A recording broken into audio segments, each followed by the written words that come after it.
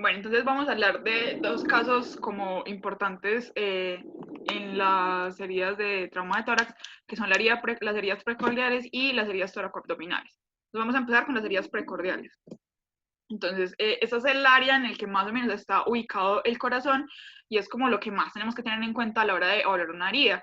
Sin embargo, hay otras localizaciones del tórax desde las cuales se pueden generar heridas cardíacas, porque les meten el cuchillo es muy grande, entonces les alcanza hasta el corazón y entonces hay que empezar a evaluar desde más o menos qué localizaciones pueden ser lesionadas, puede ser lesionado este órgano y obviamente el mecanismo por el cual fue el trauma para empezar a pensar en el arma y en hacia dónde están pues como orientadas las heridas.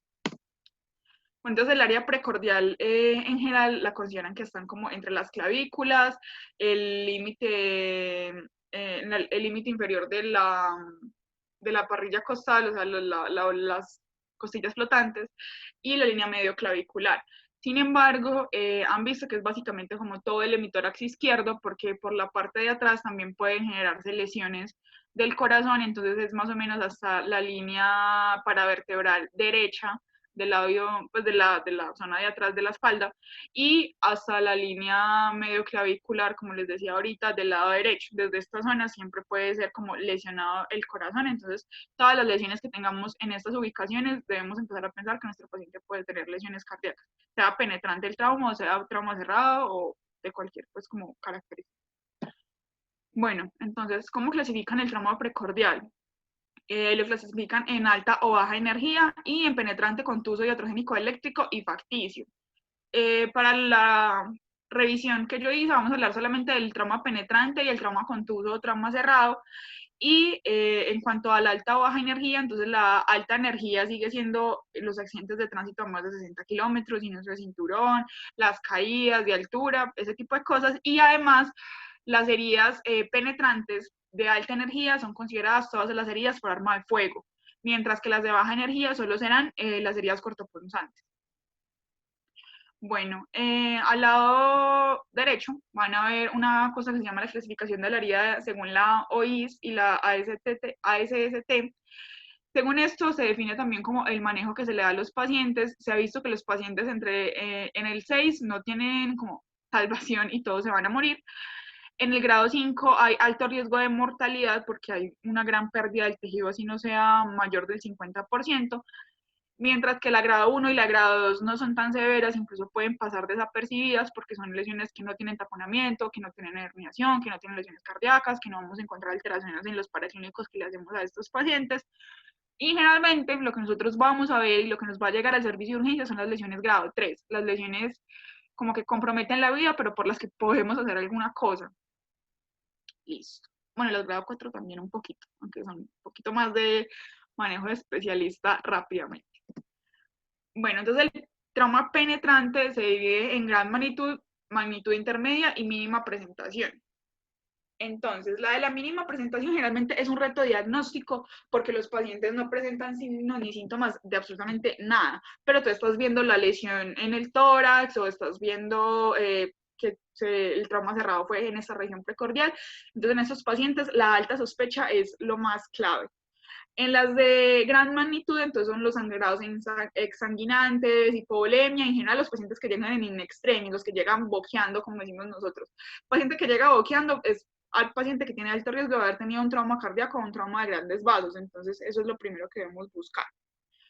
Y los pacientes de magnitud intermedia son pacientes que tienen una clínica de bajo gasto y que con el tiempo empiezan a presentar signos especialmente de taponamiento cardíaco.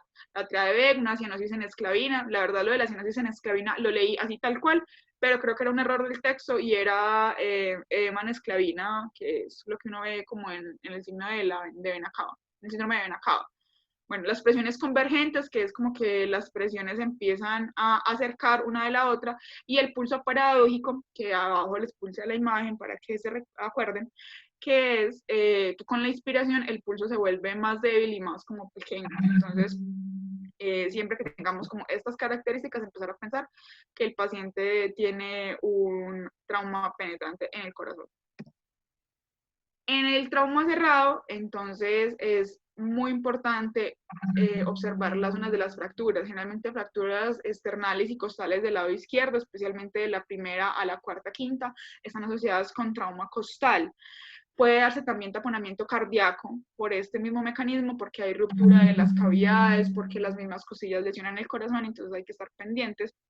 Y el diagnóstico y el seguimiento en el trauma cerrado son lo más importante, porque la mayoría de los pacientes no van a presentar taponamiento cardíaco, sino que van a desarrollar lesiones posteriores. Lo más común es que desarrollen arritmias. Obviamente, la mayoría de los pacientes no les pasa nada, pero lo más común, si van a desarrollar algo, es que desarrollen arritmias y se presentan entre 24 y 48 horas después del trauma. Por eso, en ellos, lo más importante es la clínica, obviamente porque los pacientes van a empezar a presentar síntomas de lo que les está pasando, hacer electro, uno nunca en la vida ha visto a un cirujano haciendo y menos leyendo un electro, pero es súper importante, y hacer troponinas porque son marcadores de isquemia en estos pacientes, y si bien no van a tener un trombo, aunque podrían, pero no es como lo que uno esperaría en un trauma, pueden tener una sección de las arterias coronarias y esto les podría estar generando una isquemia. Pueden estar haciendo un infarto por una sección de las arterias coronarias, o incluso pueden estar haciendo trombos grasos por fracturas de huesos y demás, pero es un poquito más extraño. Bueno, entonces, en la sospecha del trauma cardíaco, entonces este es como el algoritmo que proponen, y es que lo primero que vamos a hacer es un EKG y unas troponinas cardíacas. Entonces, si son anormales o normales, ya vamos mirando si el paciente está estable o está inestable, entonces que empezar a considerar. Y obviamente en los pacientes pues que tienen como más riesgo, entonces considerar ecocardiogramas, evaluarlos por el cardiólogo y hacer otros exámenes adicionales que nos confirmen o nos descarten las lesiones. Bueno, ¿qué ayudas diagnósticas entonces tenemos en los pacientes con trauma del corazón? Entonces, la radiografía, lo que vamos a ver muchas veces es el ensanchamiento de la silueta cardíaca o el mediastino, neumopericardio, neumotórax o hemotórax, y la ubicación de los proyectiles o los cuerpos extraños que están asociados al trauma. En la TAC lo que generalmente buscan es hemo y neumopericardio. También generalmente se usa es como en casos en los que tenemos mucha clínica y no hemos visto nada en las otras ayudas. El FAST es como la mejor medida, o la ventana pericárdica, pero la ventana pericárdica es algo quirúrgico, entonces el FAST. Y lo que buscan es líquido en el saco pericárdico y tienen una sensibilidad y especificidad muy alta, casi el 100% ambas. Entonces, estas son como la medida pues como diagnóstica que les decía ahorita por excelencia para el trauma cardíaco. En el electro lo que vamos a ver son trastornos de la repolarización, lo que aparece es una onda J, y la ven, no sé si la ven muy bien, es como la onda que aparece después del QRS. Se ha visto que estas ondas pueden aparecer entre las primeras horas del trauma y que generalmente desaparecen después del primero al sexto mes, después de el trauma, pues sea trauma cerrado o sea trauma penetrante, pero pueden persistir hasta por 6 meses, como les digo. Entonces es importante que en los pacientes que nos lleguen con clínica de dolor torácico y demás, y que nos refieran antecedentes de trauma, hacerles, ahora sí que es cierto, un electro y buscar ese tipo de cambios, porque nos pueden estar indicando secuelas del trauma. Y las enzimas cardíacas se hacen para seguir, pues, para hacer seguimiento y para evaluar la posibilidad de isquemias, como les decía, generalmente por lesiones de las arterias coronarias o por émbolos grasos por lesiones de otros órganos. Bueno, la herida cardíaca compleja, entonces, es un compromiso intracardíaco con lesiones de los septos interauriculares o intercalares que hacen compromiso de válvula o lesión de las arterias coronarias. Generalmente están asociados con cardiomegalias, con soplos sistólicos, con fallas cardíacas, hacen shunt, y las lesiones de la válvula aórtica y de la válvula tricúspide no son tan comunes, pero podrían presentarse. Generalmente lo que más uno ve son las lesiones de los septos interventriculares. Lo que uno encuentra incluso muchas veces después del trauma son signos de falla cardíaca en pacientes jóvenes que no tienen antecedentes de hipertensión ni de diabetes, pues como ese tipo de factores de riesgo que uno siempre busca en medicina interna, sino que lo que tienen es un antecedente de un trauma, entonces hay que empezar a pensar que fue de este origen. Bueno, entonces esta es como la técnica de la pericardiocentesis. Se considera que una extracción de más o menos 5 a 10 mililitros de líquido del pericardio tiene una gran mejoría en los pacientes. Los pacientes salen de las arritmias, salen del shock, incluso pacientes que están en paro pueden salir del paro solo con la succión del sangrado. Es muy común que uno lo que vea sean arritmias y también es muy importante tener en cuenta que cuando uno hace la pericardiocentesis hay alto riesgo de hacer lesiones cardíacas. Sin embargo, una lesión cardíaca por una punción con una aguja no es algo tan grave como es como tal el taponamiento. Entonces, como que hay que empezar a sopesar los riesgos y los beneficios. Como les decía, creo que la vez pasada, la mayoría de los especialistas consideran que ese es un procedimiento que no debería hacer un médico general. Sin embargo, yo, eso sí es cosa mía, yo pienso que si uno tiene la expertise y tiene el material para hacerlo, pues sí podría hacerlo, si uno tiene la idea. Yo he visto muchísimos videos, así que si yo tengo un paciente en esas condiciones, yo me arriesgaría, porque es la única cosa que le va a salvar la vida al paciente. Entonces, igual se va a morir, si lo haces se va a morir y si no lo haces igual se va a morir. Entonces, hacerlo. La técnica describe que es más o menos en la apófisis, en el apéndice sifoides, ahí debes meter la aguja inclinada 45 grados hacia la zona del corazón, hacia la izquierda, y obviamente pues, irla metiendo. Lo que pasa es que son agujas muy grandes, muy largas en realidad, que uno casi no cuenta con ellas en los servicios de urgencias de un primer nivel. Sin embargo, en hospitales más grandes como la León 13, el SAMBI, incluso de pronto un segundo nivel, sí las encuentra. Lo otro es que uno las puede comprar y yo creo que no son muy caras, pero son cosas que pueden ayudar. Incluso hay catéteres que pueden dejarse permanente en esta zona para el traslado de los pacientes y tú simplemente cuando el paciente se empieza a inestabilizar le vas sacando 5 o 10 mililitros de líquido que se va acumulando para que el paciente permanezca estable durante el traslado. A mí me parece que es una medida súper bacana que nos deberían enseñar porque es una medida salvadora para los pacientes con trauma cardíaco, pero los cirujanos consideran que tiene muchos factores de riesgo. Cuando uno penetra, pues hasta donde yo he leído y he visto los videos, cuando uno penetra con la aguja el pericardio, uno siente, no sé si alguno de ustedes haya hecho toracocentesis o amniocentesis, bueno, ese tipo de procedimientos uno siente como que vence una resistencia y queda en medio más líquido. Entonces ese es el momento en el que estamos seguros que estamos en el pericardio.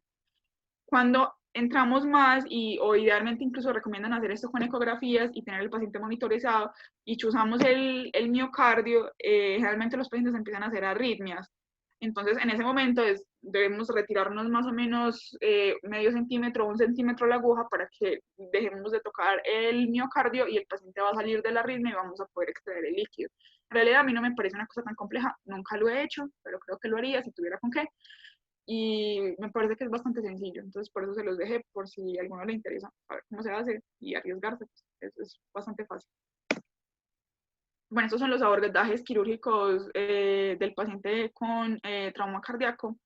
El D, el que ven en la primera columna en la parte de abajo, es el abordaje como más común y lo que hacen por medio de este abordaje es exponer el corazón para buscar las heridas del pericardio y permite que los pacientes cuando están en paro hacer masaje cardíaco directo. En este tipo de lesión lo que hacen los cirujanos es meter la mano y oprimir el corazón contra el esternón y las costillas para hacer el masaje cardíaco. Meten una sola mano porque la incisión es muy pequeña.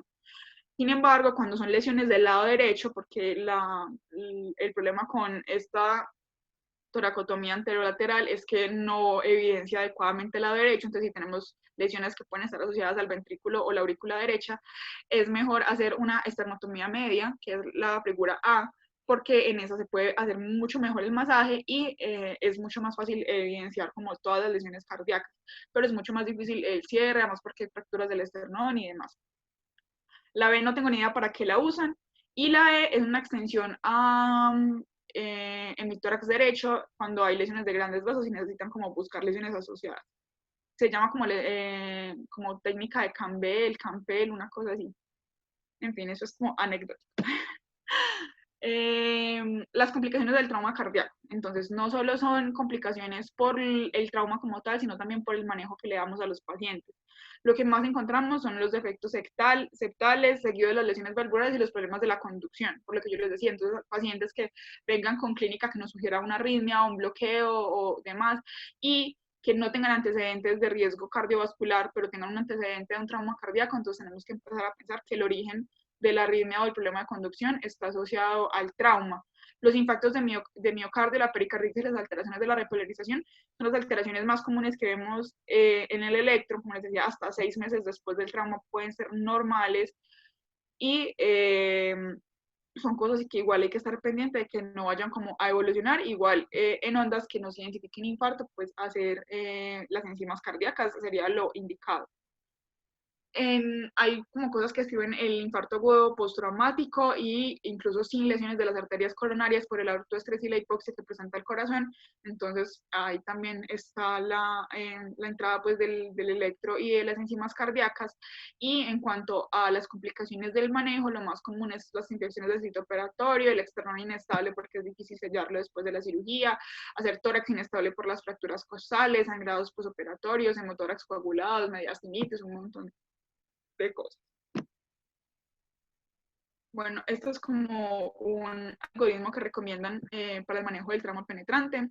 Eh, Generalmente la pregunta del FAS es como, bueno, hacer o no una ventana pericárdica o hacer una pericardiocentesis y según el resultado de eso, si es negativo o si es positivo, definir como qué otro recurso se va a hacer.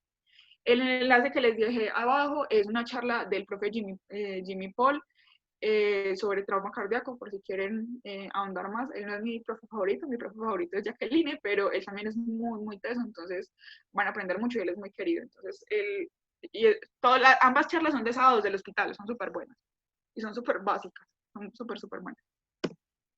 Bueno, entonces las heridas tóraco-abdominales.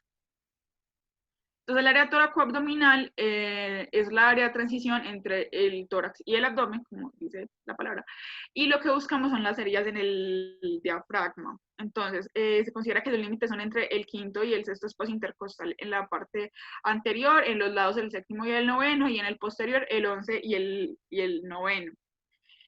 Es muy importante tener en cuenta lo que les decía ahorita, la presión del tórax es negativa, mientras que la presión del abdomen es positiva. Entonces, esto es lo que lleva a que se presenten las hernias abdominales, porque la presión del tórax hace que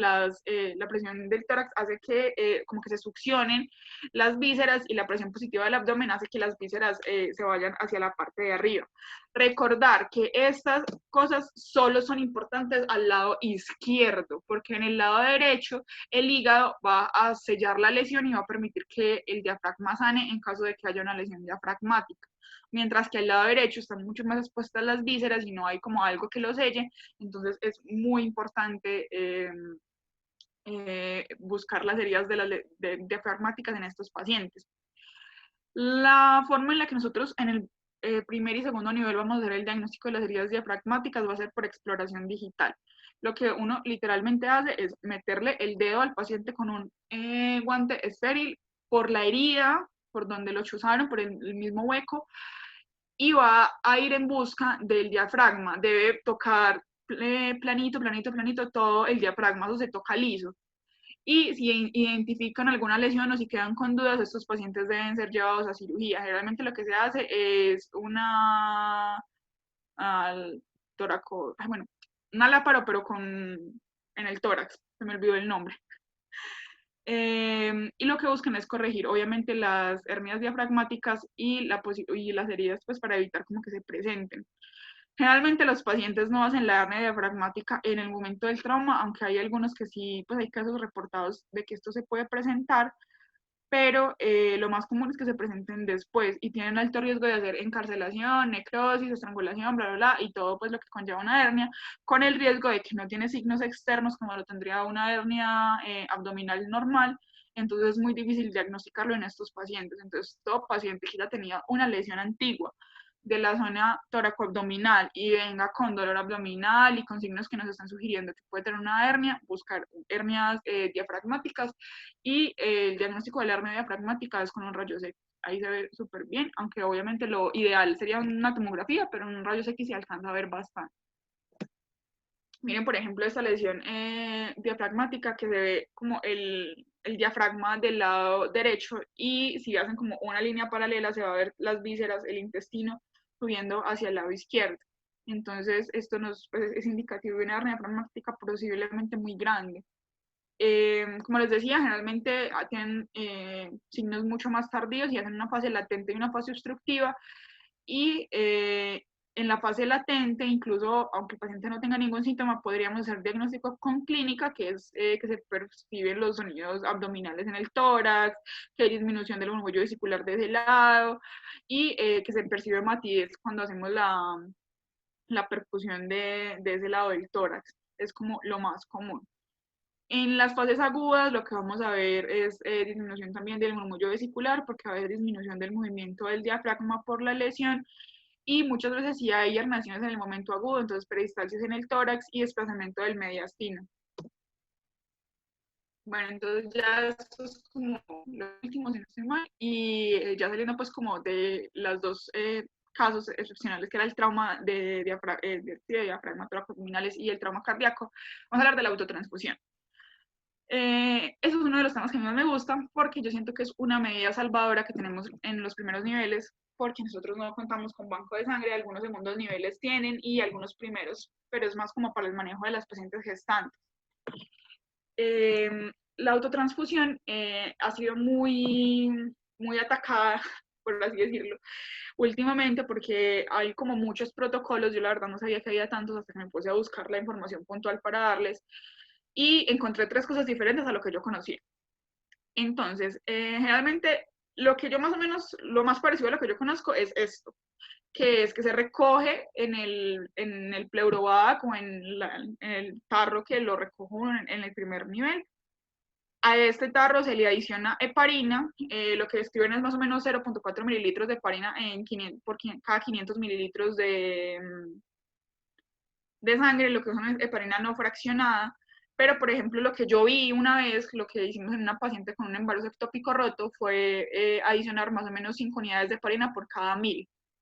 Y creo que eso da un poquito incluso menos de lo que está descrito en esta fórmula. Lo que describen es que le echan estos 4 mililitros a 500 y de ahí van haciendo una solución como 80-20 con la sangre que van sacando del tórax, pero hay que tener en cuenta que la sangre del tórax no debe tener idealmente contacto con el aire porque esto aumenta la hemólisis y además aumenta los coágulos plaquetarios. Entonces va a haber consumo de los factores de coagulación, va a haber disminución plaquetaria, van a haber aumento de los coágulos y disminución de los glóbulos rojos.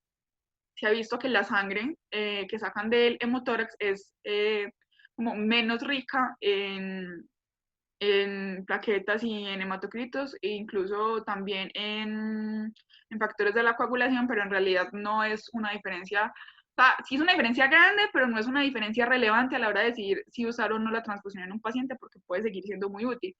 Sí he visto que en sangre venosa del mismo paciente que tiene más o menos 32 de hematocrito, en la sangre del tórax puede tener 26, pero igual sigue siendo muy útil. O sea, es mejor ponerle eso a ponerle solo líquidos que no tienen hematocrito. Entonces a mí me parece como muy evidente. Sin embargo, se considera que esta sangre todavía es muy rica en hematocritos para hacer una transfusión. Bueno, esta fue una que encontré, no la conocía, me pareció súper interesante, que es una transfusión con una bolsa de orina.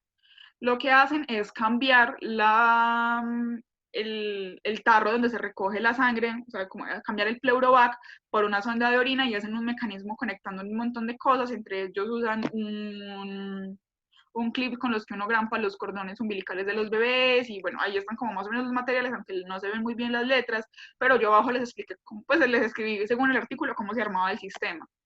Me parece engorroso de armar, pero me parece muy interesante porque es una forma de que el sistema no tenga contacto ninguno con el aire e incluso uno le podría meter por los otros orificios que tiene la bolsa, la heparina, los líquidos y lo demás que le vayas a mezclar. Entonces me parece que es un sistema bastante útil y bastante interesante. Incluso describen que hay algunas de estas bolsas de orina en las que se puede adicionar citrato, que es como el anticoagulante que se usa en los tubos de laboratorio y los que se usan en las bolsas normales de anticoagulante. Aunque yo creo que eso no está muy disponible en nuestro medio, es más común encontrar la heparina, pero podría usarse.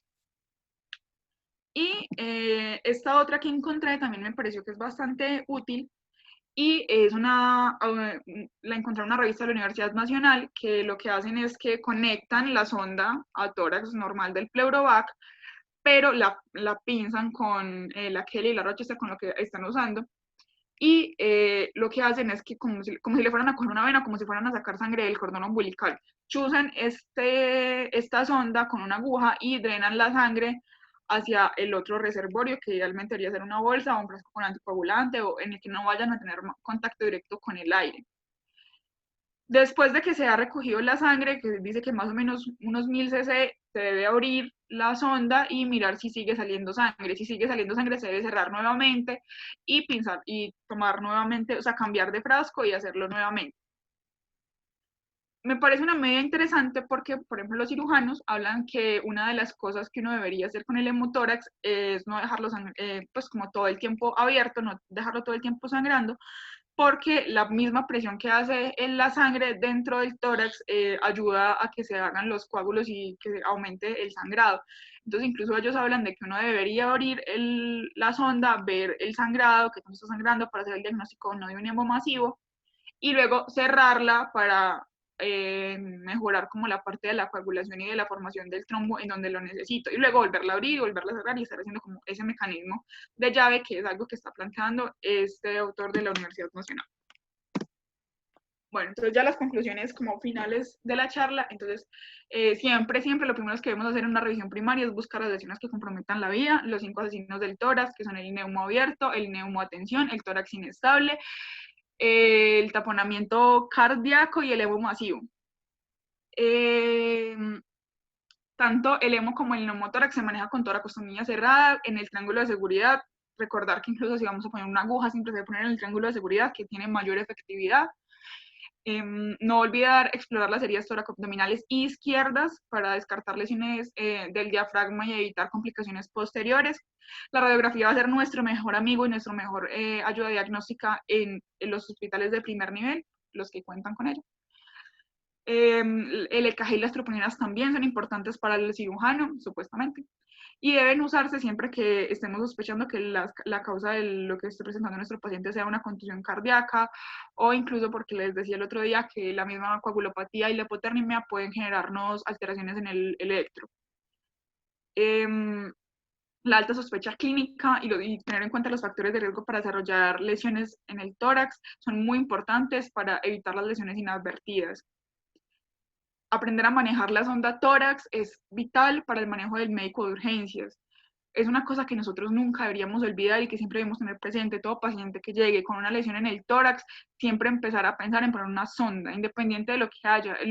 Siempre debo empezar a ubicarme en poner una sonda al paciente y empezar a buscar los signos que me sugieran poner una sonda.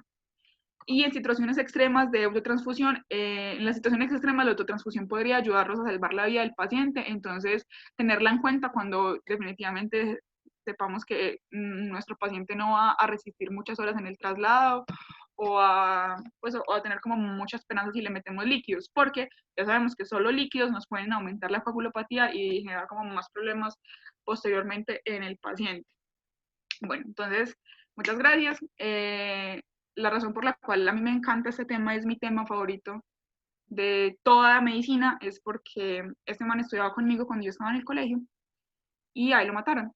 Y el día que lo mataron yo estaba en el hospital de turno y lo mataron por un balazo en el tórax.